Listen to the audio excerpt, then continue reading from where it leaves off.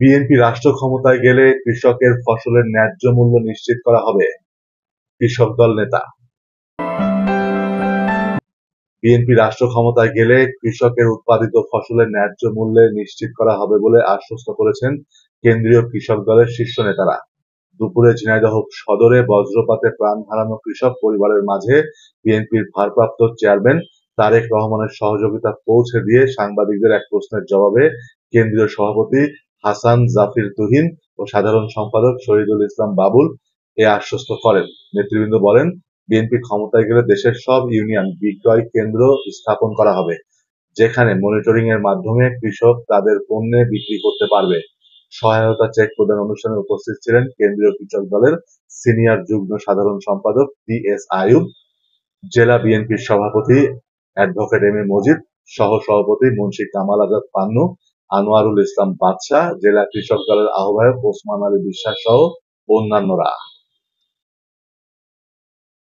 তা আমরা প্রথমেই আমাদের বিএনপি যে 31 দফা রয়েছে সেটার মধ্যেও রয়েছে এবং আমরা কৃষক দলের পক্ষ থেকে ইতিমধ্যে ঘোষণা করেছি বিএনপি আল্লাহ রহমতে ক্ষমতা আসলে আমরা একদিকে কৃষকের উৎপাদন যেমন নিশ্চিত করব, বাজার ব্যবস্থা নিশ্চিত করব।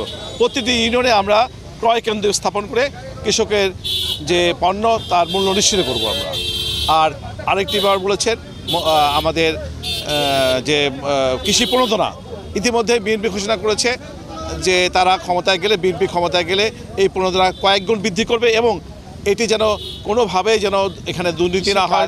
হ্যাঁ, কৃষি ফার্মার্স কার্ডের মাধ্যমে আমরা এমন একটি ডাটাবেস তৈরি করব, কোনোভাবেই কোনো কৃষক বঞ্চিত হবে না এই থেকে, এবং সেটার বরাদ্দ কয়েক গুণ বৃদ্ধি পাবে।